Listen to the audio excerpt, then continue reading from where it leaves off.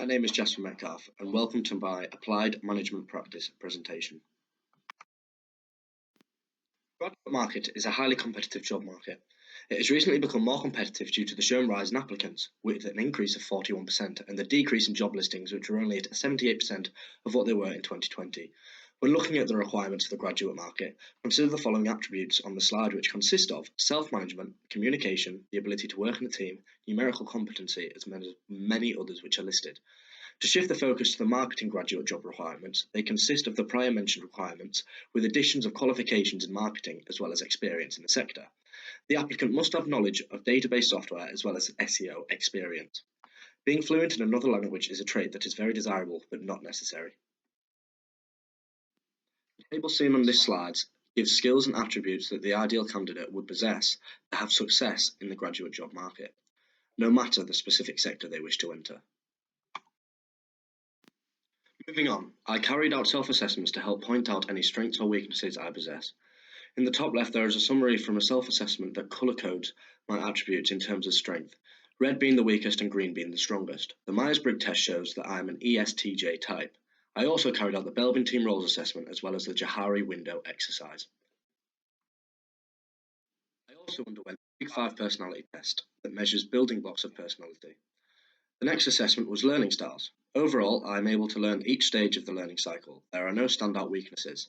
I may need to work on my activist learning style and possibly eradicate any biases I may have with new experiences. This slide focuses on self-assessment from Dr. Abigail Diamond. This focuses on very specific skills that will be needed in the graduate market. To finish the self-assessment section, we look at 3 further self-assessments: Eisenhower's decision matrix, which looks at how I value certain situations, as well as an overall skills analysis. To finish, I reviewed my time management skills. After analysing the self-assessments, I've put together a SWOT analysis which looks at my strengths, weaknesses, opportunities and threats.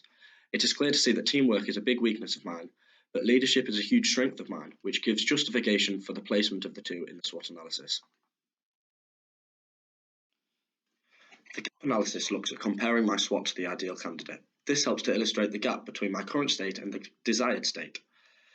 From comparing the two, it can be seen that I must strengthen my teamwork skills, e.g. knowing when to let others lead, my communication with others from around the world, which involves learning another language, which is German, my IT skills, specifically my knowledge and ability with databases and Excel, and finally, my experimentation and creativity, which will consist of tackling problems in a way which differs from my usual systematic process of breaking the problem down into a step-by-step process. PDP, Personal Development Plan, was derived from the self-assessment results and the gap analysis.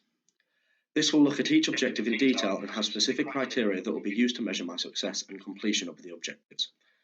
There will be points where I'll review my completion to see if I am on track to achieve my goal. The PDP has also helped to shine a light on what resources or support I may need in order to reach my goals. The first objective looks at improving my teamwork skills. This slide shows what activities enabled me to do this.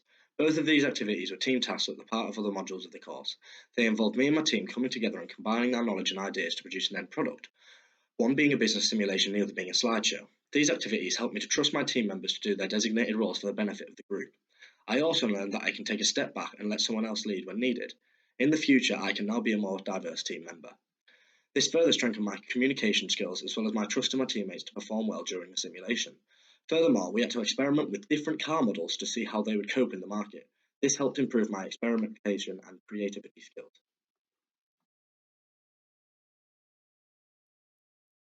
This task was also based around teamwork. It involved splitting off as individuals and listening to instructions to draw a simple shape of what we thought it should look like. We would then come together, produce a combined effort which would hopefully be better than before. It can be seen that my individual effort was far from how the drawing should look, but after the discussion among the team and comparing drawings, the team effort was closer to the desired drawing. This helped me learn that combined effort and different interpretations can come together to produce a better quality piece of work. Unplanned learning was that it tested my ability to manage ambiguity due to the shape needing to be interpreted with hard-to-follow guidance. This wall of confidence illustrates what sub-skills build up to teamwork.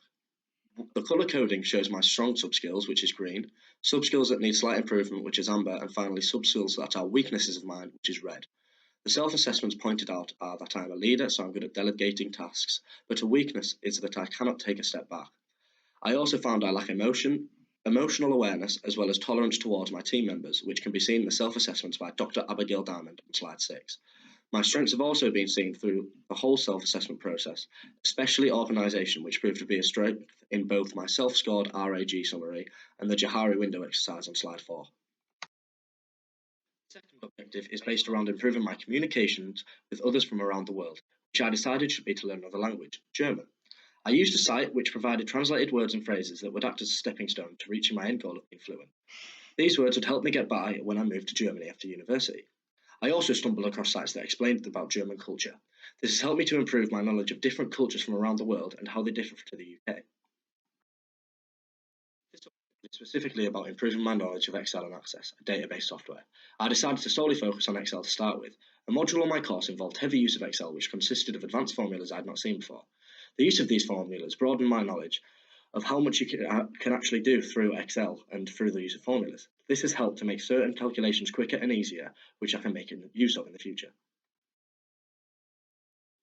On this final objective, it looks at making use of creative ways to solve problems, rather than relying on systematic processes that I'm comfortable with. I used a mind map to test my creative problem-solving skills. This has helped me to realise that I can make use of different processes to solve problems, which may even give a wider range and better quality to solutions of a problem. This has also helped my layout and artwork skills, as I had to lay out the mind map so it was easy for the reader and myself to understand. It had been displayed in a way that was easy to digest, as well as containing all the facts. This was unplanned learning from this activity. I also used a reflection process for this previous activity, which was the Gibbs reflective cycle. It pointed out that even though I was out of my comfort zone, it was a positive experience due to the fact I familiarised myself with an alternative concept. I will now be able to use this concept due to me being comfortable with it. The only point I can make is that I could have possibly made it on a computer to boost my IT and production skills as well as my creative skills simultaneously. After I've undergone these activities mentioned in the previous slides, I've completed a new SWOT analysis of myself at present. It can be seen that I now regard Excel and using systematic processes to solve problems as a strength, but I've been made aware of a new weakness. These weaknesses include creative approaches to solve problems and database knowledge, which are both down to my lack of experience with the use of them. Furthermore, my emotional awareness needs to improve, as I do not regard team members' emotions when devising plans, and I also disregard other people's ideas. I must also learn to take a step back from leadership when necessary, as I still found myself being at the front of the pack. In addition, if I were to improve my reflective skills, I could realise my mistakes and avoid recreating them. Finally, another opportunity is I could make use of the German course availability, which would then take my German speaking ability to the next level.